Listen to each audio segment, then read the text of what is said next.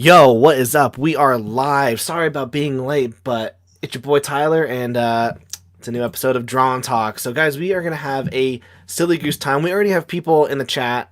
If you are watching, remember to say hi. Seriously, we are going to have a fun show. The Calvary Collective saying, "You're telling me I can watch this stream to support Tyler and Nick at the same time? If Ichthus is in the chat tonight, I'm gonna be all kinds of pumped." Now it's funny because I was printing out labels for the Kickstarter, and the warehouse manager that I was working with, he's like, "Who's this Itchy Five?" And I was like, "Oh man, well, none of us know. That's quite the name." Just messing with you, Ichthus. Yeah, guys, it's Ferk Gang. Ferk Mafia, no disrespect to Ben Affleck, all disrespect to Jim McKinnell. Oh man, guys, we have a lot to unpack tonight. We're gonna have a silly goose time. I do have something really cool to announce, and then after that, we're gonna bring our guest in. But check this out. I just launched this yesterday.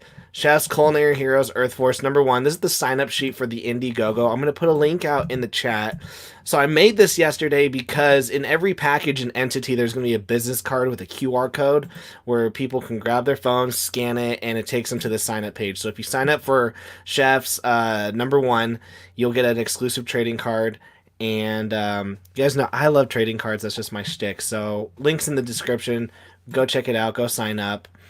It's going to be up for sign up till freaking February. So if you don't do it tonight, you have time because I'm going to be pumping this in probably every single video. But okay, now for what the reason why we're doing the show. The reason why we're doing the show is to bring on Nick. How you doing, Nick? I'm doing good, man. Thanks for having me. So should I call you Nicholas or Nick? It's up to you. I don't care. I'm just gonna go with Nick, That's fine. and that's my work. Every time I hear, you guys ever hear a ka-ching from my phone? It's my work. Every time I get a ka-ching, it means I made a sale, and I get to keep my job. Um, Nice. Awesome. And then Ichthus, thank you for putting out the link for Demon Hunter Raven. Guys, I'm so excited about this campaign. Let's just share it. I don't want to brag, but I like to brag. I don't want to flex, but I did back it. It's right there. No biggie. You do what you want with your life and your money, but just know I didn't swipe my card. I typed it in. But I pledged. Nick, this is by the way a really awesome campaign, and it's really cool to see the success you've gotten in your first campaign. I mean, you're almost at 100 backers. That's nuts. Yeah, that kind of came out of nowhere. Was not Were you? expecting this. So there you go. So what did you think you were gonna hit? I thought I was going to struggle to get 500 because that's kind of what the last one was. Like it was a fight. I fought for every single one of those backers I got, and kind of thought it was going to be the same uphill battle this time. And we Mm-hmm. funded in about 45 minutes, I believe, or less. And then we hit stretch goal #1, I think, within 6 hours of that, or maybe less. I don't remember. It's been a blur. It's just been like nonstop marathon. So Yeah, and this isn't your first rodeo to doing a Kickstarter. right, yeah. A lot of people are just hearing about me now, but yeah, this is kind of not the first time, but this is the first time that my name's kind of getting out there, and Demon Hunter Raven itself is getting acknowledged, and it's been a lot of fun. Mm-hmm. And it's really cool. One thing I love about comics, and we got the flock saying I backed it. Thanks, Demon man. Hunter Raven by the GOAT. Love it. Nick the Boss Mueller. I love that. Ichthus, I backed it too. Let's see. We have Justin in here. He all said I'm backing him, by the way, in the morning. Um, I mean, it's just really cool to see that, you had this concept, you created it, and people are liking it. Yeah, that's always great. That's always great because you spend so much time with something, and like you want to work on something that you're passionate about, and then have people reciprocate that same sort of excitement for it. It's a great feeling. Yeah, I always say that there's two reasons why people could possibly back a comic, and it's either going to be Mhm. they like the concept or they like the creator, and if you check off two of those things, Right. you've got a true fan. One thing I love I've loved like seeing you do, and I've been seeing you do it for the last 15 days, and even before that, is you were very in the community. Mm. You were very in the community, and that's almost a full-time job. It really is. Yeah, no kidding. That was probably one of the biggest mistakes I made in the past was, just to give you a little backstory. Before this, I used to work in the industry about maybe 10, 15 years ago, and then got really sick. And then 2008 sort of recession hit, and then it just wasn't paying anymore. And you can't feed a family on, no payment. Hmm. So it was a new learning lesson. Like around that time, Kickstarters, Indiegogos, all that stuff weren't around. Facebook was just kind of coming into being what it was now. And so like the big thing was to go to conventions. So I used to do that a lot, get a table. And now to be part of this community is a whole entire different experience. I mean, you have to network, but you can't just go out there and be like, hey, here's my book. You want to look at it? Like you have to you can't just go out there and expect people to just respond to you, because a lot of times it's like getting a telemarketer. Yeah. How many people want a telemarketer call? So you have to be friendly. Yeah, You have to. people don't enjoy that, and that is unfortunately like you and I are part of several like of the Mhm. same Facebook groups, and that's what we see is just people like all they do is shill, Right. and there's no real substance after that. And there's very few people that can get away with that. I think if Brian Polito were to just suddenly drop a something in a group chat, everyone would be like, "Whoa!" But Uh huh. there's so many of us that are such a low level tier that we have to make a name for ourselves, and you have to network and you have to be nice to people. You have to you have to network and you have to do it well. We have Larry in the house saying, "I am the community." I'm wondering if that's a joke from if that's let me know, Larry, if this is an Emperor Palpatine joke. I am the community. Um, if it is, please let me know. Because I just lowered my voice to do that. The Flock, Nicholas is such a genuinely great person. So happy to see his campaign succeed. And then Calvary Collective, Nick is also one of those people who I'm ready to support no matter what he puts out. See, there you go. Oh, thanks, guys. That means a lot. And you're in a. I mean, I've seen you. You've almost been in. You've been on tour. When you have a campaign, you go on tour, and it's like Yeah, I tell my wife, "Hey, babe, just know for the next 30 days, I'm probably going to be on every live stream I possibly can." yeah. You're booked. You're booked. There's no stop. Yeah, you got it, and you got to hit it. You got to get out there, because Yeah. if you're not representing your product, who is? I No, mean, exactly. If you're not going to do it, who is? So tell us about Demon Hunter Raven, and then guys, today's topic we're going to be talking about the title of the video is creating comics ain't easy, but it sure is blank. I've got two kind of things I want to discuss with Nick, just about how the difficulties of being a creator and just leveling up from that. hmm. And I think Nick is like one of the perfect people to talk this about with. But first, tell us about Demon Hunter Raven and why people should back this book. All right. So Demon Hunter Raven is a supernatural action book. It's going to follow a journey of a specific demon hunter. That is, his name is Adam, but he has been fused with an ancient mystical artifact, which turns him into this spiritual, super holy armor, and he becomes the Raven, basically. And it's kind of like a suit that is pulsating energy at all times, and he's kind of like this deadly weapon.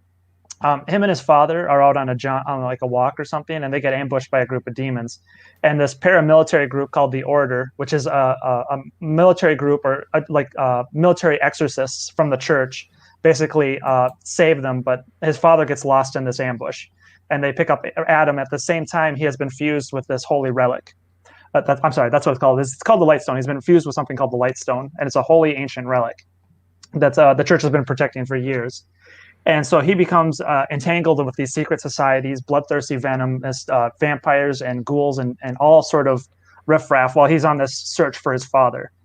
So you can the prologue and the first 20 pages are up on my site, DMR Comics, and you get kind of a taste of who Raven is and the sort of journey he's going to be taking. So before you back, you can take a look at it and check out the art, read some of the stuff, and see if this is for your taste. I'm a firm believer of experiencing something before you buy it. I think before we dive into something, it's good to have kind of a little knowledge before you purchase something. You work hard for that money. You're putting your faith into this product, and why receive it and go, that's not very Yeah, good. Not very it good. leaves a bad taste. It leaves a bad taste, and you're like, especially like on these crowd funds where, I mean, I'm just gonna say this right now. I've been waiting 2 years for Red Rooster. So help me, if that book is not the greatest thing I've ever read in my life, Right. it's gonna be really disappointing. And so when you're waiting, 2 to 3 months to get these books in your hands, you kind of want to know that it's going to be good. So I like that you give out a couple pages for free, get a feel. Hey, this is what it's like. If you like it, back it. If not, that's okay.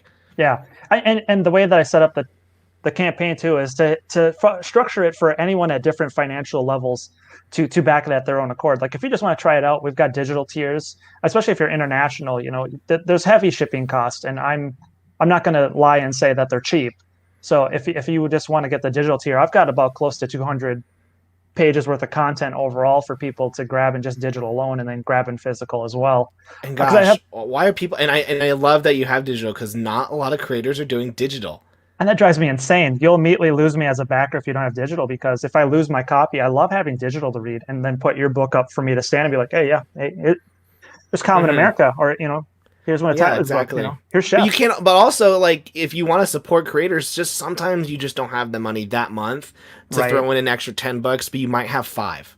Exactly, and that's so important as creators. If you're going to go out there and put a campaign, and you really want to cheat people out of their money, don't do that. Put digital on there. Allow people to buy how they want to buy. Don't just create one stream or one linear line for them to do it through. Give them access to how they want to purchase. You'll have a far better stream of people coming in. I agree.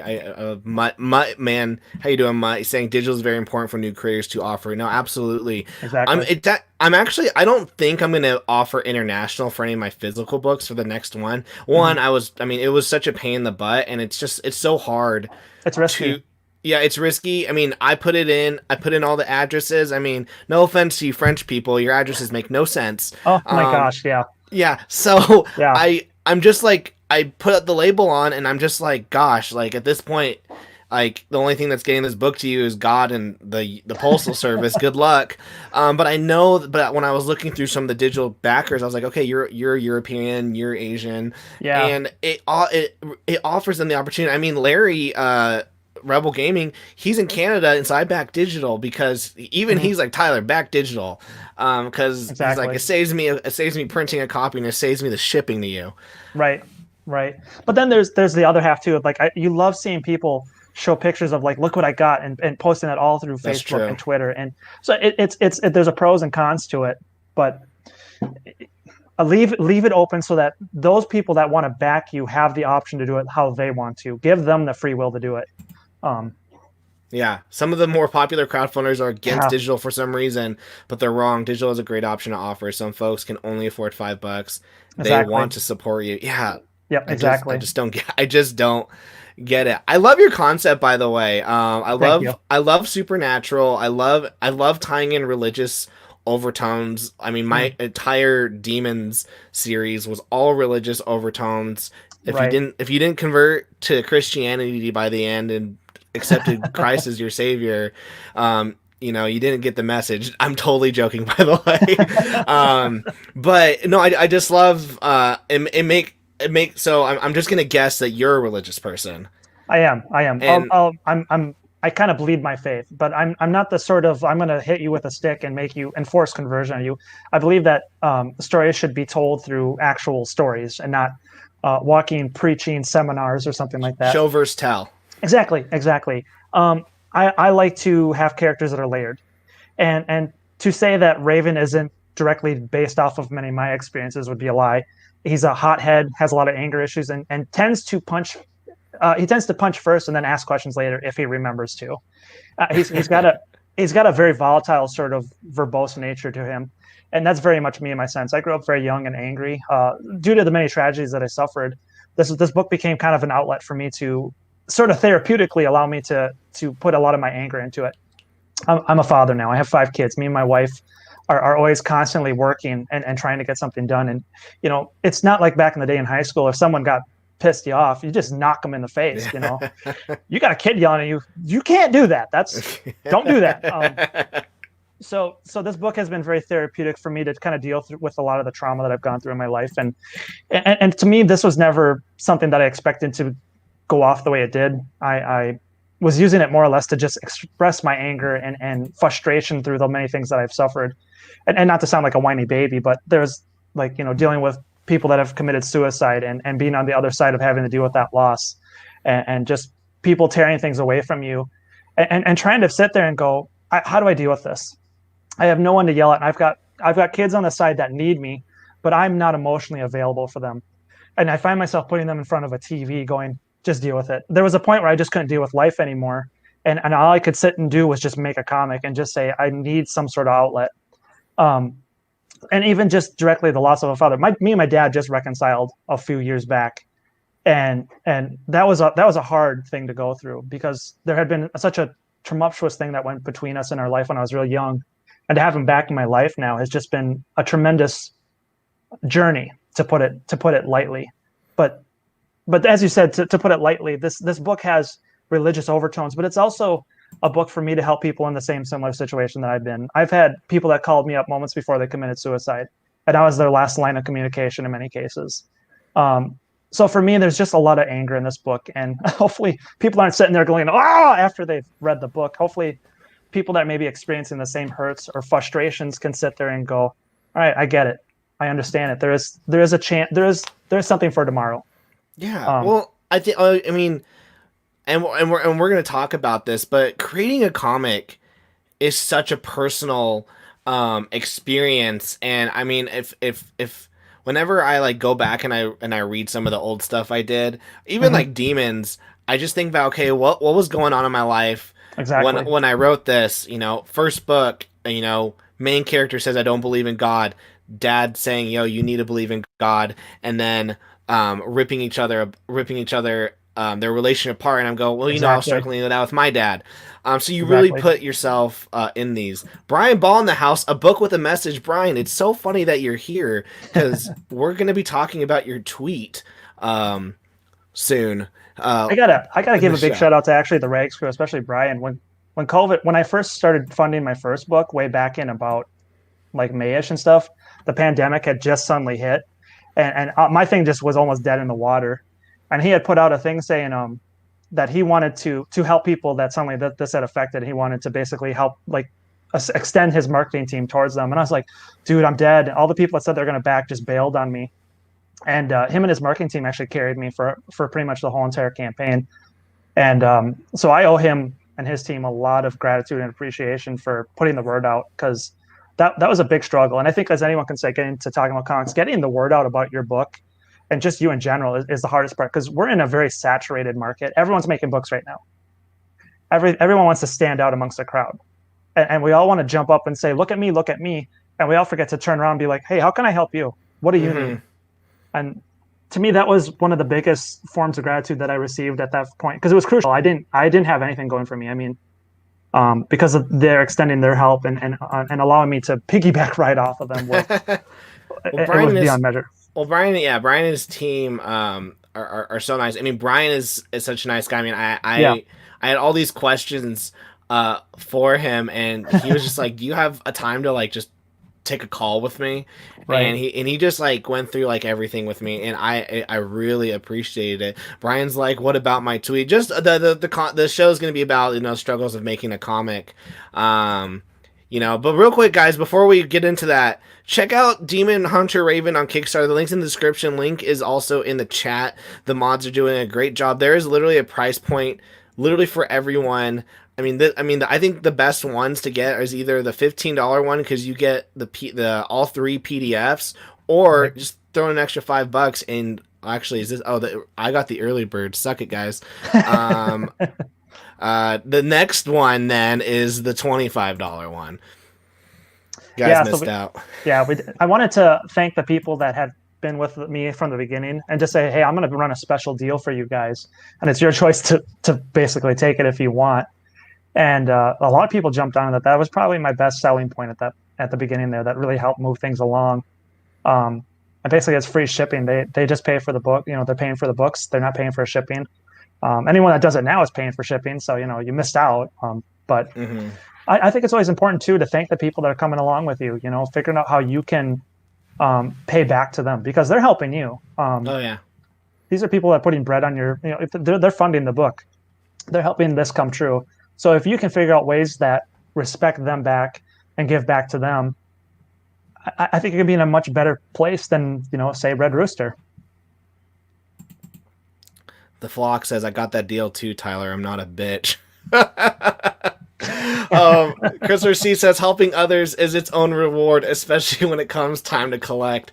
That's Yeah. hilarious. Larry saying, looks like it's look at like this. This man Brian Ball works hard to build his brand his way. He talks about level of success and how it is important that you follow your own path. Exactly. Absolutely. Brian, is he talking about the time I got drunk and was messing with Photoshop? Brian in this Photoshop is like a kid who has a candy addiction and just like found out where Santa lives. Like Yeah. Brian with Photoshop, he's just like, look what I can do, and you're like, oh no, the power's in your hand. You don't need 6 or 7 figures, and the man helped me, his artist helped me, Matt Weldon helped me, Bill Williams, the list goes on. Yeah, exactly. It's such a ground level, and so let me show. While we talk about the journey, let's talk about the journey of you as a creator. And I don't I don't know if I should bring this up, but I'm gonna. I just think it's good. You let me know if you're like, Tyler, that was a no. It's all right. I'm an open book. Northern Nights, Chapter Yeah. 1. It was funding was unsuccessful. This is your first Kickstarter. It was, yeah. It was kind of my first foray of coming back from trying to get back into this journey. I never found the market audience for it. It just never really hit the particular group I was looking for. And the hardest part is I was trying to make this all ages book, which is more kid friendly. And unless you already have a substantial group that are already within that particular group, you're not going to go anywhere. And I didn't do any marketing. I didn't really do any sort of reaching out to people. I didn't do anything. And so the results are what you see. But you can get the book with this one right now. It's in the. Yeah, but still though, like, I mean, this is. I mean, when you think about a first campaign, Yeah. People think, oh, I'm gonna do it. Like I saw someone once message like, Tyler, you should just stick to Indiegogo. You'll always make over 10K if you just put your book on there. And I'm like, shut up. You've clearly never done this. You don't just throw up anything. Oh yeah. And Yeah. it happens. And then your second Kickstarter then was this. Yeah. Was Demon Hunter Raven, 43 Yeah. backers, but only $616 raised. Yeah, so to see the level of the gap in between from 1 to 2, it was really kind of, again, it was piggybacking off of the Rags crew and having them put out the word for me. Because again, I sucked. I only just started marketing here in the last 6 months, and the biggest thing is I fulfilled the book. There was only 43 backers, and it was important to get that book out to them on time and just do it on goodwill of everything that they had put into it. And I think that's the biggest thing you can do is put it out there. You want to do this. Don't dilly dally. Don't just sit there and be like, I've got a year to put this out. No, you don't. You've got till tomorrow. Oh yeah, like I said I'd put out all the backers would have their entity books by September 30th, and then because we had the printing fiasco, it put me back by 2 weeks. Right. So now I'm in October, and yeah, and most people are like, yeah, like, you take your time, but I'm like, crap, like I made a promise. I've currently broken it. We got to get these books out like ASAP. Like last night I was up till 2 a.m. packing books. Once I'm done with this, I'm going back to pack books. Yeah, it's been intense, but yeah, it's just about respecting everyone. Brian, I just like seeing people succeed. When they see they can succeed, it just lights this fire, and I love when that fire starts clicking for folks. Brian's so wholesome. And to go back on your point here, if you're spending a year to fulfill your book, you're losing the hype and excitement that you got. You're losing the momentum. I think the reason why, and this isn't the only reason, I think the reason why Mark and Tim have been doing so excellent is they're pumping out content. They're putting it out there, and it's good, high quality product that everyone should be checking out. Hint, hint. But the fact that they're continuing off of that momentum, like everyone just got done reading Black Ops, that boom, Common America comes out, and we're like, whoa, that's amazing. Guess what? Another book's coming out. And so they're continuing that sort of model of like, here we go. You're going to jump on this train or you're going to miss it. And a lot of people are jumping on right now. I think as creators, we should really think about that in a sense of, you might be small and you might be working on networking. Just keep putting out content, keep putting it out there, get people to come with you along with this journey. Yeah, I think that's the biggest thing is that momentum. And I brought this up on Twitter once, and man, I was so angry about the dumb dumb responses I got. Not that you guys are dumb dumbs, but some of you guys have really stupid opinions that don't matter, but they did matter to me. But they were stupid, but I was like, I was saying, how long? How long is this model gonna last of one 50-page book to last you for 365 days? Right. To me, it's not, and looking at like you brought up Mark and Tim's model, I think they're putting out 3 to 4 books a year. I think 3 books a year. Yeah, 2. They're doing 2 Common Americas and 1 Black Ops book a year now. Yeah, that's their goal.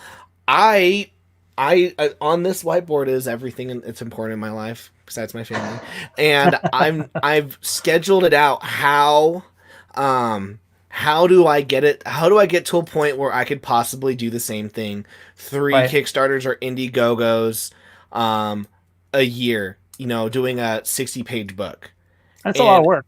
It's it is not easy. It's requiring me drawing every morning or drawing every night and taking my iPad to work and drawing and being antisocial. But I mean, that momentum is huge. And even if I can only do 2 next year, that's still good. But a whole year, that can really hurt. It does. It just really hurts everything. Yeah. And the way that you network with people too, like if you're trash talking this one creator over here and you've got people that might like that person, you're doing yourself no favors. You have to view yourself even as a business entity. Target's not going out there bad mouthing Kmart and Walmart. They know that there might be separate entities. And I think the difference might be like, we're not Pepsi and Coke. We're not like a DC and Marvel. We're not all trying to be at war with each other. This is a very tight-knit community. As you said, you need to know how to make those inroads. Because once you start making people mad, that word spreads really fast. Yeah, exactly. What's funny is I had someone message me because I did a video about Shane Davis's wife's tweet about the Superman Earth 1 drama, and I preface that video and that with saying like I love Shane Davis. I watch all of his YouTube videos, and he even commented. He's a great creator. He even commented on the video. Oh, really? And some other people like Dan Fraga did, and some people are like, are you scared that you might have ruined those relationships? And there are times where I've been like, like was that a bad call? And like, luckily, I feel like I made that video and I wasn't mean. I wasn't saying you're a crappy person. And if anything, I'd still like Shane. Like if Shane, maybe I'll message him like, hey Shane, you want to promote your cat book? But your video hit right on the nail. There are, and we don't need to name names, there are some people within higher parts of the community that do create false drama to help push the narrative of the book because it gets people talking about them. There's one particular YouTuber that's very good at creating self-made drama to drive sales and marketing. That's a marketing tactic. If you want to look at, I mean, you work in marketing from what from what you talk about in your shows and everything. That's a really good marketing tactic, is to just rile people up. It doesn't always have the best results, but it has results. Oh yeah. I mean, it sounds really bad, but I'm actually really good at riling people up. And for my work, I have riled up hundreds of thousands of people to come onto our website. And it's just the title that riles them up. Once they come in, it's a very wholesome message of because I work for an LDS, a Mormon book publishing company, but I get them with the title and it makes them angry, and then they click on it. But yeah, it is a strong a strong marketing tactic. Well, YouTube uses clickbait to be such an effective measure to get people to be like, what the heck? 10 things I hate about America? What? Oh, it's to drive a click and to be like, it's actually nothing. Exactly. And I feel bad because I do that. Sometimes you do. Sometimes you do have something to say. Right. But yeah, you gotta figure it out. Brian Ball, the only person you need to be fighting is yourself, forcing yourself to do better. Honestly, that's something I learned, like I've realized like in the last 4 months. It's like, man, I just want to up my game. I just want to up and make more content. I mean, which is why I'm not doing as many live shows next year. This is literally one of the last one-on-ones I'm probably going to be doing, just because I'm honored. For every live stream, it's every night of live streaming, it's a night of me not drawing. Exactly. To me, it's a night of me not creating. And Exactly. I like look at Tim and Mark. They don't stream every night. They stream. I mean, Mark streams maybe once a week because he's the writer, but Tim, Yeah. like he's like drawing, and that's all he does. Exactly. And that's the same thing too. Is what sort of content are you putting out? There's people that said you're putting out either drama, that's content, but is it drawing content people towards the content you want them at? And I think like when businesses are putting together 5-year plans, their goal is to make more money. Well, are those revenue streams? Are you creating those things to help you bring in more revenue streams? Can you create more books? Like the fact that this book right now is funding at the way that it is, it's going to allow me to do things that I haven't been able to do yet with the book that I didn't even foresee. I thought I was going to be like, well, it'll be another black and white book, and I'm like, oh, I really get to do colors this time. Holy cow! Uh huh. And you get to invest in more quality people. Like I got to have Matthew Weldon do a cover for this book, and that just is just Oh, like, so awesome. yeah. And he did a fantastic job. I'm not sure if you can see it clearly here, but I'm gonna find it. just black and It's right white. here. Yeah. He did a great job on that. But yeah, this one has got 3 books in it for me to kind of put out there. It's close to about 90 to 100 pages. It'll probably end up being 100 pages once I get everything put together at the end here. But That's awesome. yeah, and it's been a work of love and a work of frustration at the same time. And I'm sure you can attest to that. There's many long nights where you're sitting there going, I don't want to do this. I just want to go do something else. For sure. And then, I've been putting like a deadline date now lately, yep. and it's been driving me. It's frustrating, but yeah, it's what's been driving me. So, all right, guys, I'm putting the link in the description. Go check out Demon Hunter Raven. Once again, no weird flex, but I was an early backer. So you aren't gonna get the same deal as me. Whatever. But doesn't mean you're not good enough. But I was there first. I was actually probably the last ones that got the deal because you posted on Facebook, and I was like, crap.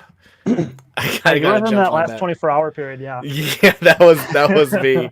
Calvary Collective. Okay, fine. Hour 1 backer. Chill. But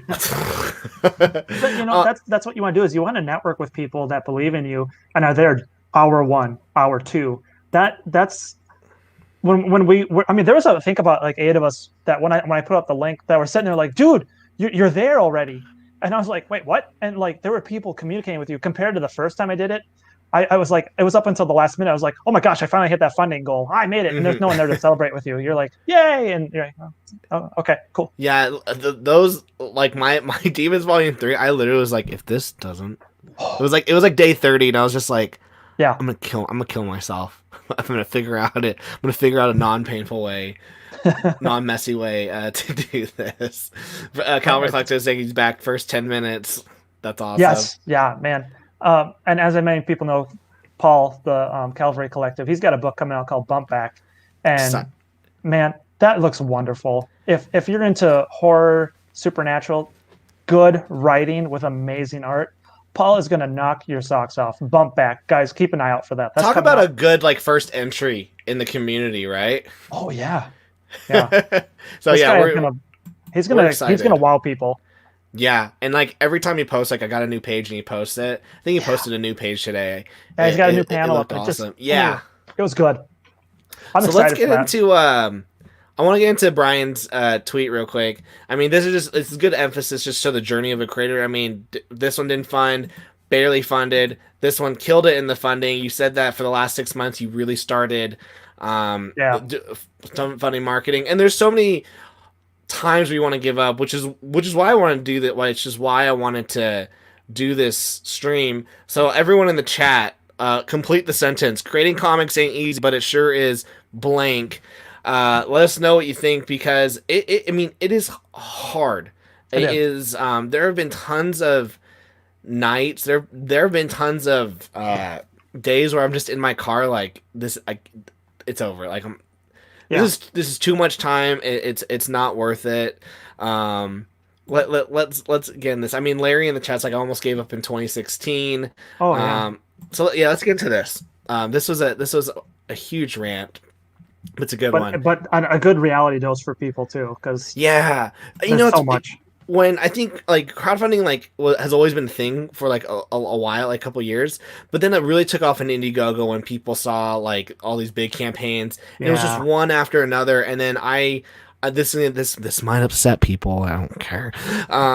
Whereas I saw a lot of creators come out, and then I saw a lot of cash grab creators. Now that wasn't a stab. That wasn't a stab. Whoa. Whoa, that wasn't a stab.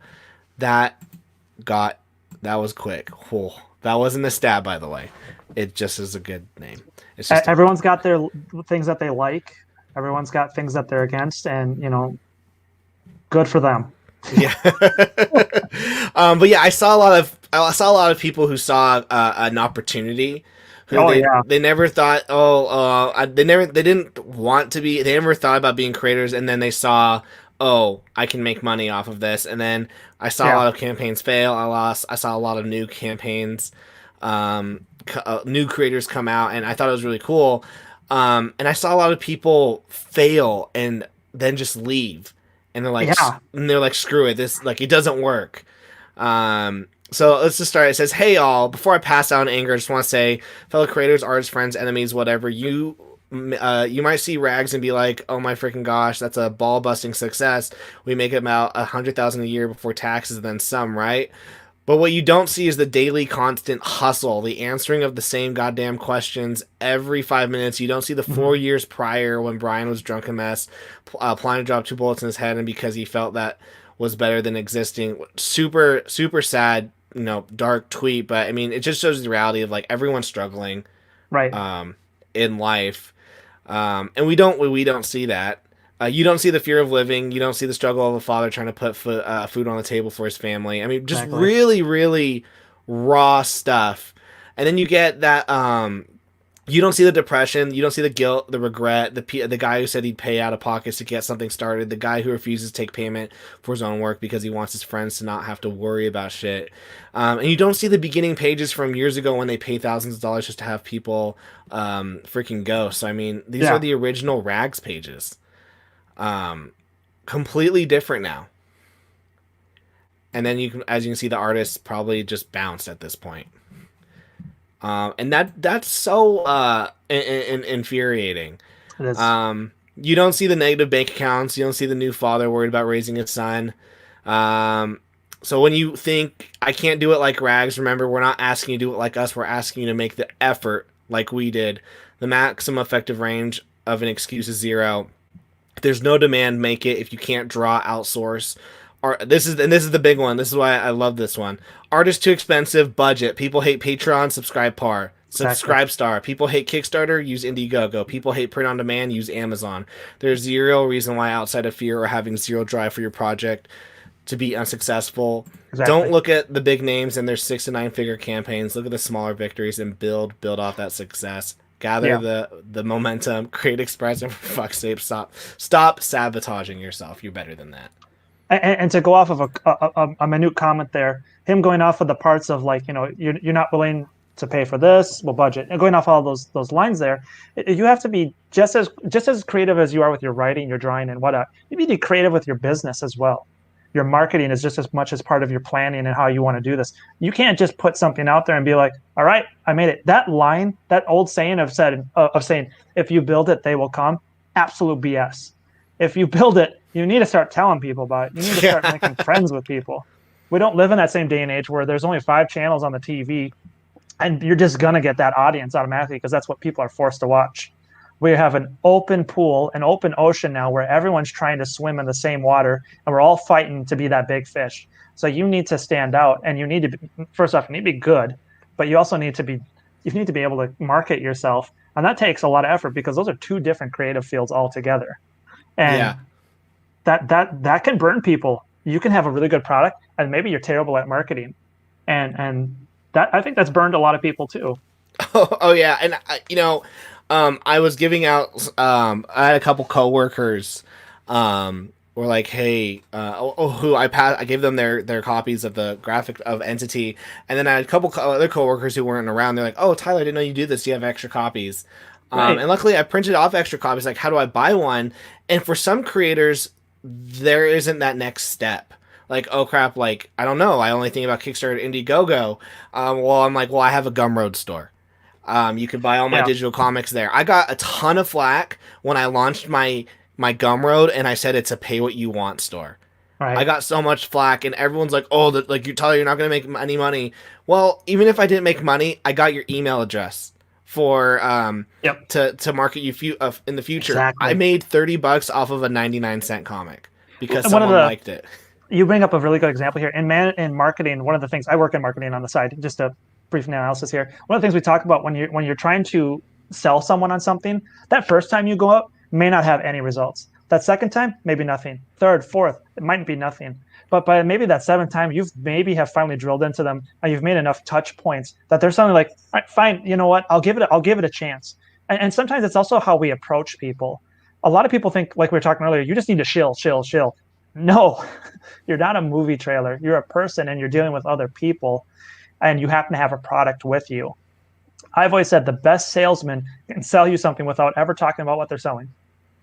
And so we need to remember that we're talking to people because no one wants that telemarketer call out of nowhere and be like, hey, heard your car warranty's out. I don't even have a warranty.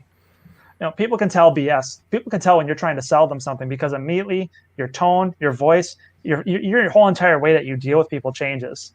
No, So exactly, and they can yeah, tell. Like, you know how, yeah, hey, I've got a bump. I mean, yeah, exactly. They know, and you know yeah, it's funny that you say the whole like like the 7. It takes a ton of time. You know, I it manage a does. website for work, and we'll see someone came onto our website 21 times in the last 3 months before they made their first purchase. Exactly. And another thing too is people don't realize the power behind having free products behind you. Like you said, you open up your Gumroad and people pay what they want. Guess what? There might be someone that's dying to read your stuff. They don't have the cash right now, but they want to support you. And you know what? You giving them a chance to have it for free now means you may have made a bigger sale down further down the road. You never Oh yeah. know what's going to happen. And a lot of times when you think of it as planting, you're planting seeds now to get trees later. Oh yeah, for sure. Yeah, one of my favorite stories. I brought in. I had a bunch of. This is when I was with Insane Comics. I had a Mm, bunch of issue number ones of Demons. Issue 1, the first 20 pages, and I was like, okay, I need readers. So I asked the store, hey, can you guys sell these? I didn't understand the deal they were trying to make, so I was like, okay, I don't right. understand. Can you just put these in the people's into people who you think might like it into Mm, their holds.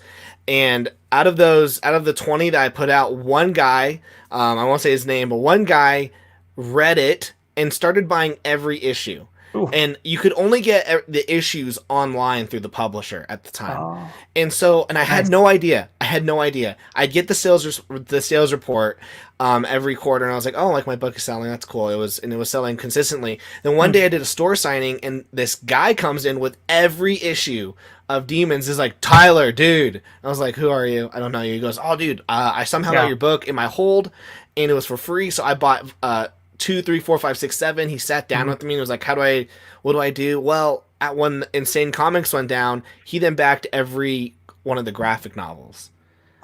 Wow. And you just never know. I mean, that was a 2-year plant. I planted that. I threw that free comic in there. 2 years later, Yep. I meet this guy, and he's backing everything.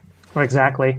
And kind of in the same sense, and you think that from a business perspective, what you're putting out now, how is that going to help you even further down the road? A lot of times we get stuck on this thought process of like, I need to make money now. Well, you also need to make money later. How are you going to continue this investment? If you want comics to be your thing, even if it's just a side hobby, how are you going to continue this? And how are you going to keep the same audience you have? Because Hmm. crowdfunding is a very much in the moment sort of thing. Like we're running this 30-day thing and boom, and then it's done and then everyone disappears. And you're like, how do you keep that momentum afterwards? And that's Yeah, a really tricky thing. when I started my best video on this channel is the one I made 2.5 years ago. It's got over 40,000 views. It makes me $50 a month, but that's how I'm getting every one of my new subscribers. From my Yeah. very first video that I made 2.5 years ago when the channel was called Fictional Reality. I hate that that's the video that's doing well because it's wrong marketing and terrible everything. But 2.5 years ago, it was making me zero. The everyone's Yeah. making zero. Now that video is making me around $50 a month, which is great because I can put it into stuff. But yeah, you just what are you putting out? Oh, real quick, Rhythm Studios, it says, I'm sad that you won't be doing live stream videos anymore, but I'm happy that you're putting that towards comics and what you love. So just refresher, guys, I am doing live streams. I will still be doing a weekly live stream. Mm. What it's going to be is more panels. So instead of just me and Nick talking one-on-one, we'll invite 2 or 3 other people That's a good idea. to go on, and we'll just pick a top. Well, it's gonna be like a game show. I've got different games that it's gonna be fun. We're gonna make it more entertaining than just talking, and we're having. I mean, I'm having a fun time. But there have been a couple guests. I'm not gonna say who, where I've been like, gosh, I have to keep this going. Whereas if there had been another person there, they could have kept the conversation out. But we're gonna do that every other week. So one week will be a live video of me drawing, because the show is called Draw and Talk. You guys probably see me draw. And then the next week will be a panel show, and we'll dive into one topic. The next week will be another live drawing video, and then the next week will be a panel, and that's just how it's going to go. So we can still have these really cool conversations, but it's still, one night. Because I don't want to draw while I'm talking to Nick, guys. Like, I want to be engaged. I don't want to be like, yeah, that's a good point. That's a good point. We can both draw and talk at the same time. Exactly. Well, what'd you say? It's line sloppy now. I've learned that I cannot draw and talk. I super struggle with that, and then I always get distracted. Brian Ball says should have Trent and I back on. Oh, absolutely. And also, I'm gonna this gonna sound kind of jacked up. I'm gonna be a little more curated with my guests.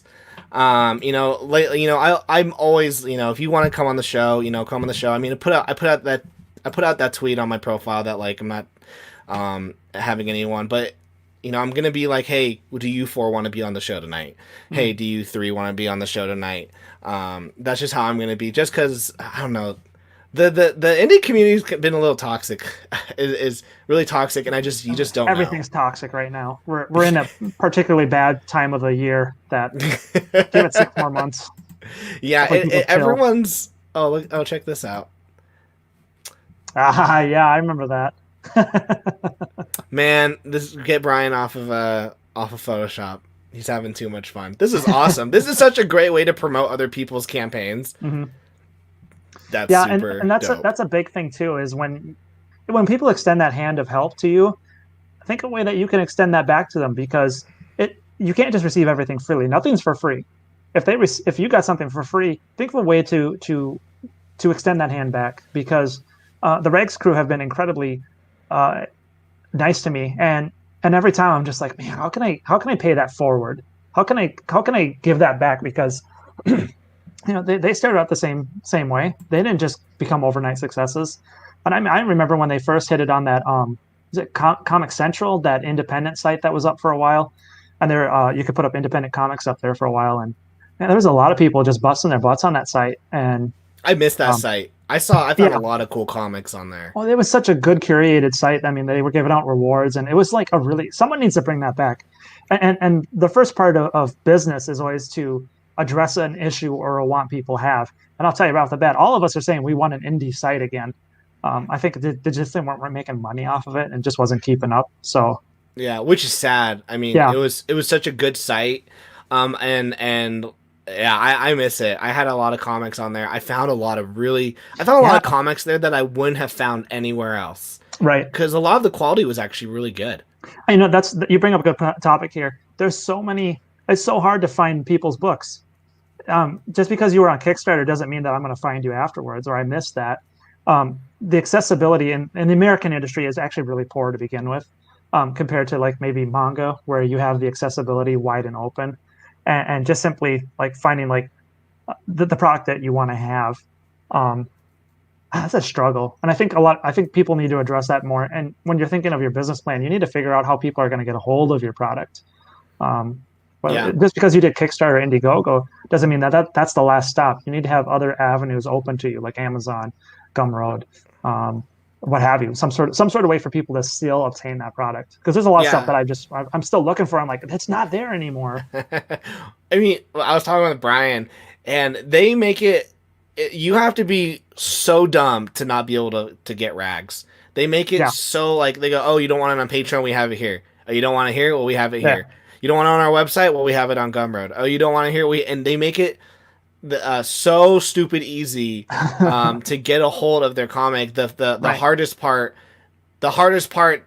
really is, who are these people? And then after that, if you can't figure out how to get a copy, Right. you dumb. You kind of have to handhold people or hold their hand and take them through the process in a lot of cases, because you never know who you're dealing with and where they're at, and you'd like to assume. Okay, this has always been my main thing. The issue that I struggle with story writing is a lot of times I'll think that I understand the story. I got it. This character did this, no problem. But a lot of times, someone that's reading it's like, it doesn't make any sense. So, and just as in with your writing, your art, are you comprehensive enough to get that message across or to get that idea across? Like, are you leading people to that purchase? Even with your marketing, there's people that are running campaigns right now, and maybe it's not hitting its goal, so they start panicking and they start thinking of doing rewards or like, win this gift card right now, but you're actually driving people away from your campaign, and you're driving them towards a different alternative to get something. So you need to always somehow reroute them back to what your intention was. And panicking during the campaign is the worst thing you can go through. I mean, I did the same thing. I got lazy and I didn't do anything. that failing campaign moment where, like, okay, crap, do I have to start offering stuff? Or that's when it gets scary. But yeah, you really have to, being a creator, it's all about building something. I think one thing that with comics that is stupid in their marketing is how non-cohesive everything is. So if I go into a Barnes and Noble, I can't tell how to read Batman because all the covers are different, the spines are different. But then I go into the manga section and I know, okay, One Piece, #1. And then the logo is the same, the spine just, and I go, okay, here we go. Whereas Batman, it's like, okay, do I Batman Volume 1 this, but Batman Volume 1 this? Scott Snyder, Grant Morrison, what am I doing? And then you're like, what's the New 52? Wait, this one's Rebirth. The Dark Knight, why is it ending? Oh, it's still going. Yeah, exactly. It's so confusing. And I've been trying to figure out how to do that with chefs on here. I'm like, okay, this doesn't make sense. But yeah, it's so hard for it. But you have to figure out a way. I mean, with like, I don't know. It's hard. It's hard to find that cohesion. You need to make it as simple as possible. And that's kind of like when you're coming up with your outline of what you're saying, of like chefs, culinary heroes. Like, that's a very simple, easy thing to follow and to get the tagline. Demon Hunter Raven, it tells you exactly what you're getting in there. But when you start getting stuff that is so abstract and not normal, you're also kind of funneling down who is probably going to be open to your book. And that's just true for marketing. Like, you know, who is your target demographic? I struggled with that for years, trying to figure out, like, okay, who am I selling to, and how do I get a hold of them, and are they even interested in this sort of thing? And with my first campaign, that's pretty much where I failed up and down, because kids aren't on Kickstarters. Their parents are. I'm selling to the wrong people. And that took a while to turn that around, because I had a done book and it wasn't selling. But it's right. Like, when you do come up with a product, you have to think about your target market, your audience, and how you're going to get it to them. And then if you do want to get to kids, okay, well, if you want to get to kids, you're gonna have to market to the parent first. Exactly. And yeah, it's so difficult. Exactly. Real quick, this is a tweet that Matt Krotz put out. He said every crowdfunding creator should go on at least 2 YouTube interview shows that they've never heard of. Creators need to stop siloing themselves. This is what creates bubbles. And I put out 100% true. Also branch out from comic YouTube shows. My next book involves food, so I'm trying to jump on some cooking shows. I think we also need to branch out. My friend Steph Cannon and her co-writer Matt, their book is very steampunk, so they go to steampunk like conventions and they sell their comic book there, and that's how they engage with their audience. Yeah, exactly. Because you never know who's going to suddenly buy your book. You can't just market it to just nothing but comic book people. There's a lot of people that love comics. I think from what we can tell from the dying I don't want to say dying, but the diminishing industry that we're in right now compared to the other giants of the industry, that there's people that love comics. There's people funding books. They're just not buying at the rate they used to because they're not putting out products they want. So if you assume that everyone is still in that is on these sites that you're going to, you're missing probably a good like 70% of the people that will buy your product. So you got to, like Tyler's saying, you got to go outside of those boundaries. You got to get uncomfortable. Yeah, you do gotta get uncomfortable. I actually have been looking for cooking live shows very hard to find Right. and Right. I'm actually scared they're gonna go, Tyler, like what spices do you use to season your eggs? And be like, oh, salt. Um, so yeah, that's one I hard. use But maple syrup just for your knowledge. Thank you very much. exactly. Brian We says might have a also, book. my love again, but most important, Ludes. lewds. Yeah. Yeah. Heck, yeah, you got sex appeal. My for the chefs, I've got 3 covers on that being made right now.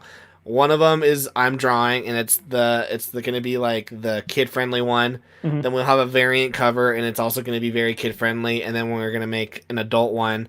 There's not going to be any like nudity, but she's in a bikini, and that's for the adults. But you play it for both sides. Yeah, and that's kind of the hardest part is knowing who your audience is and what they want, and you got to take feedback. You can't just expect to know exactly what everyone's going to want. But I mean, obviously, if you're going to go to a Brian Pulido Lady Death campaign, you probably shouldn't be expecting like My Little Pony to be the subject. Yeah. You're getting what you get. So exactly. play to You your have to core. know what you're getting, and I figured, if I'm gonna go superheroes have always been in classically sexy. Your campaign's gone 2 Yeah. backers, I think, since we started the show. Wonderful. Thank you so much, guys. I really appreciate that. That's awesome. No, Jeez. that I'm still kind of trying to process all of this because I was still like, all right, I got to fight for every backer now, and I'm like, I haven't. There's days I didn't post anything, and I just suddenly went up, and I was like, oh, cool. What did I do? well, that's awesome. It goes to show. I like that you brought up the whole like chefs, culinary heroes. You know what it's about. Demon Hunter Raven. You know what it's about. I was actually shocked with the amount of people, and I think it's just because I had to really pitch it hard. But entity, what does that mean? Heck, I don't even know what the word entity means. I had to put the definition inside the book. Exactly. And when I wrote the book, I was like, entity. I don't even know what the word means, but it sounds cool. And I wrote the book, and then I found out what the definition was. And thank you that it was so close to what I needed to make. Otherwise, I'd been like, crap, like it's over. Well, and some occasions those work better as sublines. Like the actual full title for Chapter 2 of Demon Hunter Raven is "Sustain the Underdash Untruth," and it has to do a lot with the theme and ideas that are being presented in this story of taking on of maybe the truths that you have accepted to actually be lies, and then dealing with those lies that you've assumed to be truth, and having to accept that maybe they're not the reality, and having to undo that. Because I think we can all agree that there's probably things that we have taken on that are actually lies, but we perpetrate them as truth. And so in some cases, you don't want to have like this long byline of like Demon Hunter Raven slaps a silly girl and say it's like, no, you don't. Oh, maybe you do. Actually, maybe I'm wrong. I could be wrong on that. Yeah, one. who knows? that might that might be it. But yeah, you make it simple, and I think having a theme per book, Yeah. but not shoving it down their face. But this is what it is. But also just make an entertaining premise, and then make an entertaining book. Right. And then start getting excited about your book. Like, exactly. be the one who's excited, but also put your personal. I think a lot of people make these like, oh, my book is really mass marketed, and you can tell when the book has no soul. Yeah. And I enjoy the books where you can read it and you go, this person, you could tell the writer went through some stuff, and this was their way of expressing. I have a couple comics that I haven't showed anyone because it was like, you know what, I'm really angry. I'm gonna make a 5-page guy with a gun spree. Not that I killed anyone. I just play Grand Theft Auto for those moments. Yeah, that's what I've had to turn to. Well, I've been playing Rainbow Six, but then I get angry because I'm not very good at that game either. Right. Well, I like to point back towards James O'Barr's The Crow. it was never meant to be published. If you've ever seen the original graphic novel that he did back in the 1984-ish, somewhere in that time period, it's a very dark, brooding book about him and him dealing with the emotional and the tragedy of him losing his girlfriend and how connected they were, that he couldn't comprehend this idea of death. So he wanted to get revenge on this car accident that had happened that took her out. And so the whole entire book is dealing with him and the supernatural entity taking out each one of those perceived harms.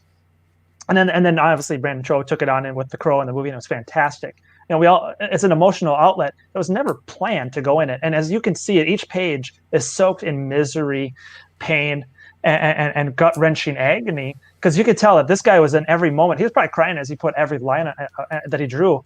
And it's such something that you can sit there and be like, okay, we all deal with tragedy. We all deal with death and pain and misery.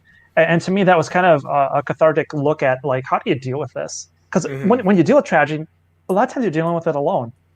And like making a comic, you're dealing with it very alone. You might have a team, but to sit and brood and sit in pain and everything, it's one of those emotional outlets that you have to eventually let something out. I mean, crying as men, we probably hate that the most, but it's the way to emotionally let something out.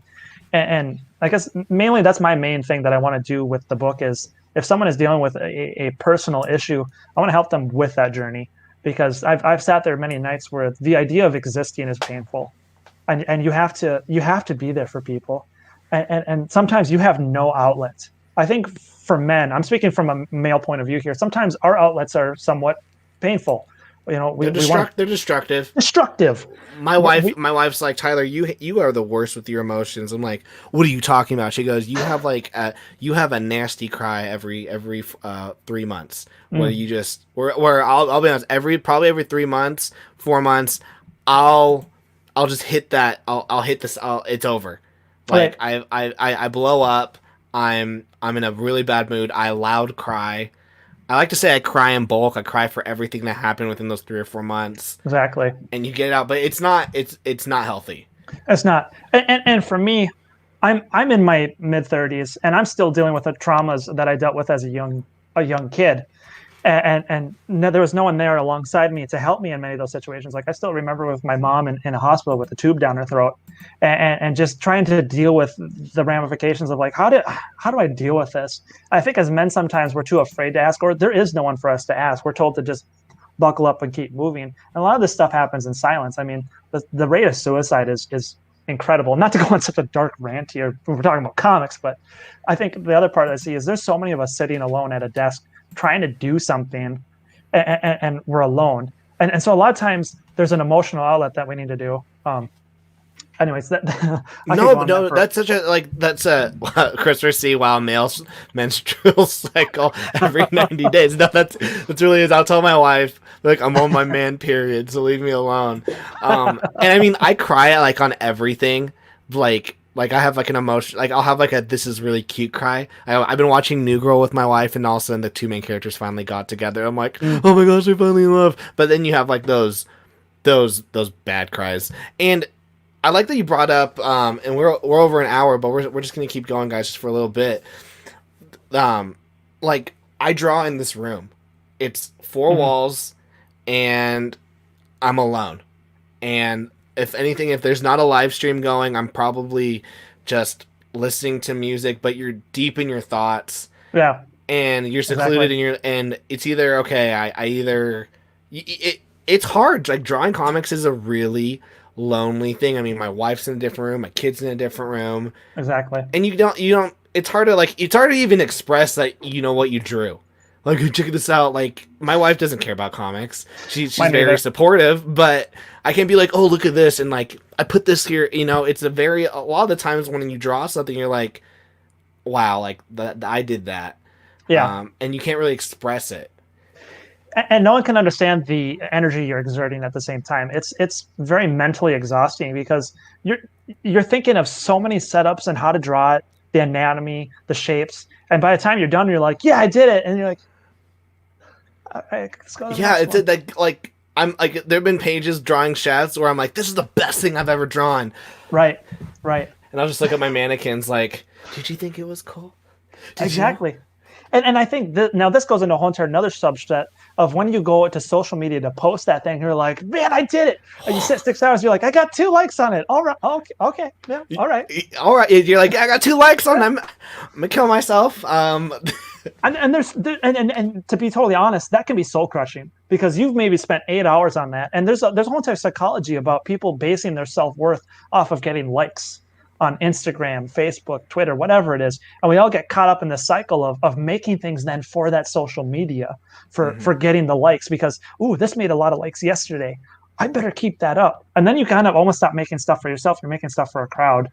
Well, that's funny you say that because I think that's one of the hard parts for creators doing crowdfunding. Yeah. It's such a visual number of, yeah. And I think that's where people have been struggling, and that's where a lot of people are either giving up or people are being mean. Like I've had a lot of people say, yeah. if you don't hit over 10K, like refund the money and quit. We had people like go to Larry and say, 300 backers means nothing. So when you have those moments, instead of seeing them as victories, like your campaign right now is a victory, but if you're comparing it to someone else's big number, it's nothing. Yeah, it's nothing, and now you just go, wow. Why do I even try? And I think that's something that creators in their journey, because that's what we've been talking about tonight, in their journey. Exactly. That's what I think. That's a mental battle that you're gonna have to win on your own, and it's gonna be tough, and it's tough, right? And then people have expectations of where you should be at and how you should do things, and God forbid I get to that point where people have expectations of how the characters interact. I mean, yeah, well, it's a difficult. Yeah, and it's also hard because this is your baby, you love this. I remember pitching my idea to someone, and they were like, "Okay, this is how you need to do it," and I was just and as they were talking for those 20 minutes, I was just getting angry because I'm like, that's not what I want. That's not what I want, and I don't. And they're like, "Well, trust me, Tyler. Like I've done this," and it's like, "Yeah, but I haven't, and I need to do it my way." Yeah. And that's a lot of the times for comics. We're our own editor, a writer, artist. We're very much about self-preserving, even in many cases, and how we get to that end goal. And not to say that many of us struggle uphill and try to kind of maybe cause that own issue ourselves, but how many of us would even succeed going to a publisher with some of these things, but yet we're getting backers. So it's there's no right or wrong way to do this. Mm-hmm. But you just need to do it. I really like taking on the Doug to Naples sort of method of you need to sit at your desk and you need to draw. If you're intentional about this, you need to actually do it. And that goes back to our previous conversation of, do you have something to ship? And if you've got nothing to ship and you've funded and it takes a year to put something out there, how are people going to expect you? They're going to expect you a year later. Mm-hmm. So it's all about timing and trust and creating trust with the people you're going with and everything. Like, not to say that when Demon Hunter Chapter 1 went off, not to say that when if funded, I was like, yes. And then I looked at the goal, I was like, that's not a whole lot. And there's a feeling of diminishment. And they're like, oh, did I really do that good? Or it's like, did they buy this out of pity? Like, were they just doing it just to help me? Like, did they believe in the product like I believed in the product? Yeah, exactly. You have to squish some of those feelings and kind of go, I'm going to do this anyways, because who knows what's going to happen after that. And then, you fulfill it. You got to put something out there. And if you're having issues, simply be upfront with your backers or the people that are behind you and just say, ran into a snag, but I'm still going through with this. Don't worry. Yeah, no, yeah, for sure. And Brian said, like I said, if we were going to do it, whether people wanted it or not, I mean, that's the big thing. That's the attitude you gotta have. I told my wife this is going to be an hour show. We're at an hour 10. We're at an hour 8. And I have one last point I just want to talk about. And I was thinking, okay, do I bring it? Do I do another live show? And we talked about this. So we're just going to go right now. And I'll get a text saying you're dead. On this topic. I understand. On this topic though, so I read that I was listening to a podcast with Sean Gordon Murphy. He was telling the person was like, what was it like when they offered you Batman? The White Knight, and he said he's told DC, I'm gonna leave, I'm leaving you guys unless you pay me. And no, so he said they were leaving, and the editor said, "Okay, what can I offer you to keep you to stay at DC?" And he said, "I want my own Batman book. I want this royalty. I want this page count. I want this. I want this." It was a big like kind of like fu. Yeah. And then they were like, "Okay," and then they gave it to him, and it succeeded. And then he said in the podcast, it was talking about how he switched a lot of the things that he's done, his own personal tastes, to fit with the mainstream so that his book will sell. And then he would compare it to another book that was published in Europe, and it's a really beautiful indie book that is really beautiful. It's a work of art. It didn't sell well because it's so niche. And Yeah. he brought up this point, which I'd love for us to be like the last topic we talk about. But he said, Sean Gordon Murphy said, you know, wouldn't it have been better if that creator had kind of, instead of doing what they wanted, done what the mainstream wanted, and then they could have sold more books.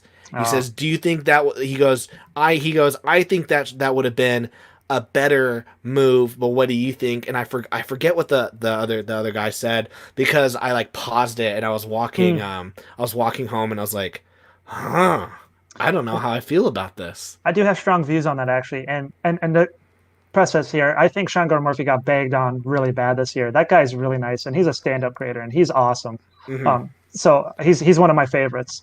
But to go off of what you're saying here is that I think whether you want to do mainstream or independent, that is up to the creator and how they want to achieve their goals. Not everyone's going to be a Jim Lee, Michael Turner, Roberto Romero, any of those things. Like if you want to be in the top tier talent, you have to start pursuing those goals that they themselves see. Like when you go see a blockbuster movie, like a Marvel movie or a DC movie or anything in that tricep in that area, you're very much expecting a sort of movie. You're not going to go and see the Get Out and expect a Marvel movie within that sort of. So if you're going to make a mainstream book, you have to curate it towards that audience, that demographic. If I was to sell Northern Knights to my Demon Hunter crew or type of crowd, it's not really the right crowd for that. That's a lot of gore and demons and fighting. And Northern Knights is very much a kid friendly sort of like Nickelodeon school show. And I think Sean Gordon Murphy would be right if he made it more towards the mainstream. Yeah, he'd make more money. But was that his intentional goal? So in hindsight, yeah, he'd make a lot of money, but would that creator be happy? Would he be where he'd want to be? Does he want that success? Does he want to be in that area? I mean, there's probably a lot of us that don't want anything to do with mainstream, but we would like the success of mainstream. Yeah, I like that. Where what was the creator's initial intention?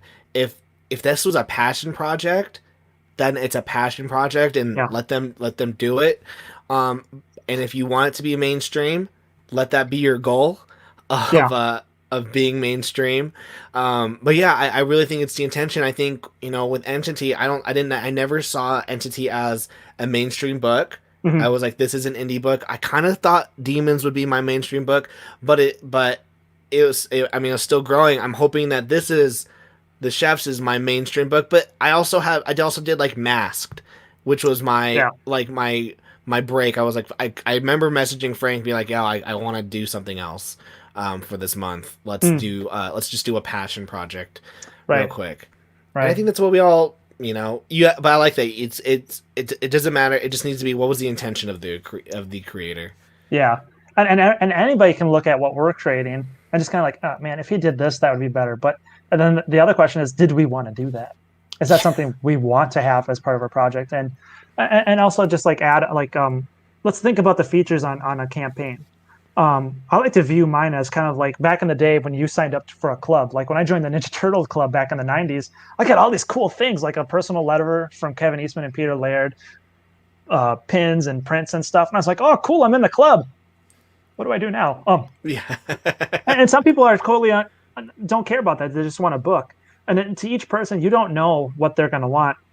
You can add everything in there and have someone like, oh, I'm going to throw that in the trash. What do I care? And then the next person's like, yay, tie it onto their shirt and everything. So, yeah, and on both sides, from the audience to the creator, you don't always know what they want. But from us, we just know that what we want to put on, we want people to have. do you want to make a lot of money? Sure, I'm sure a lot of us would, but do you want all the traits that come with maybe that success? I think Brian Pulido might be the only person I can really think of off the top of my head that's avoided all the sort of toxic culture that surrounds a lot of the personalities of this industry. Well, yeah, I mean, he's not. I think it's just because he's like not on social media. Yeah, but yet he still maintains that level of success. Yeah, and that's just I think because him and his team are at work.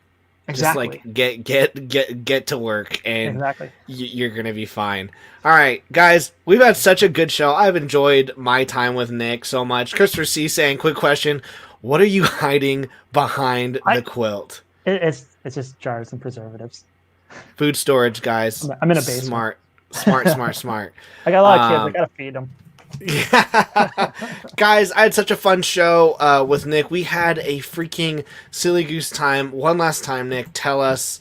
Oh crap! I have the wrong one. I have the wrong campaign. Oh, no. Tell us why we all need to back Demon Hunter Raven, chapters 0 to 2. Demon Hunter Raven is a 3-part chapter right now, and it's got about 90 pages on it. It's a fun, action-oriented book with a supernatural premise to it about a guy that's hunting demons. So if you're into things like Devil May Cry or Bleach or anything of that sort, this will be a book right up your alley. I love that. Someone said, "Oh look, we've got Azrael, Niobe, and Nightwing." Yes.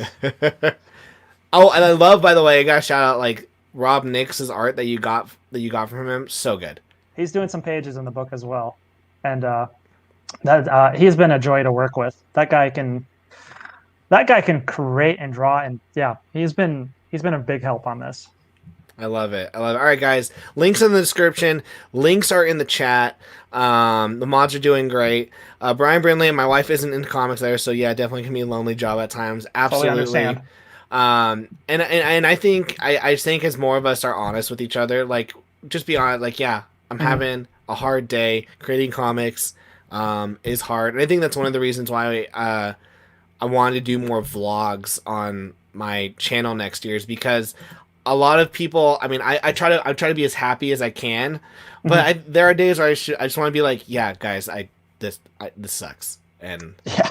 And I think it's important that people see that it's not all fun and games. Sometimes you're really tired. Like, it's sometimes so tired. Sometimes you just don't want to do the work, but you got it. The Fallout Comic says, everyone back this book. You know you want to. Exactly. All right, guys. Thank you guys so much for watching. Nick, thanks for being here. Go back Demon Hunter Raven. Also, guys, here's the Indiegogo sign up for Chef's Culinary Heroes Earth Force #1. Book 1 is called Pasta La Vista. That's awesome. Thanks. Yeah, I didn't make it up, actually. I wish I did. I was doing a 24-hour challenge. One of the girls I was doing it with, she was like, Pasta La Vista, and I was like, oh, that's so cringy. And then when I was writing this, I was like, okay, we're gonna put that in there. So go sign up. It's totally free to sign up. You just put your email in, and then when we go live, you'll see it. So we're really excited. I'm really excited about this book. You'll get an exclusive trading card if you sign up early. And then once again, guys, Demon Hunter Raven, chapters 0 to 2. Once again, I don't like bragging. I try to be humble, but I did get the early tier ahead of everyone else, and I got a better deal than you will. But maybe next time when you back it and you get the next books, you can get on that early bird special. Which, by the way, oh my gosh, final question. What's your plan after? What's your plan after the book's funded and whatnot? Like chapters 3 and 4, or what's up? Chapter 3 and 4 are already in production. We're still going hard at this, and probably a secondary book on the half. I got like 3 books I'm working on right now, so it's just a matter of time. I love it. Let's see. Rhythm Studios, check out my YouTube video on the subject of making comic. I give a few tips for new creators as well. Rhythm Studios, absolutely. Everyone, cool. Rhythm, put your YouTube channel in our Discords and the self promotion so I can subscribe to that. We're getting tired. We're crashing. Neil Star, you want cringe Tyler, patty cake, pasta man. Give me pasta power as fast as you can. All right, that's how we're gonna end the show. All right, everyone, smash that like button, smash that subscribe button, and then today. I don't even know what today is. Today's Thursday. Thursday, yeah. All right, we'll come up with a video either this weekend or I'll see you guys on Monday. Peace.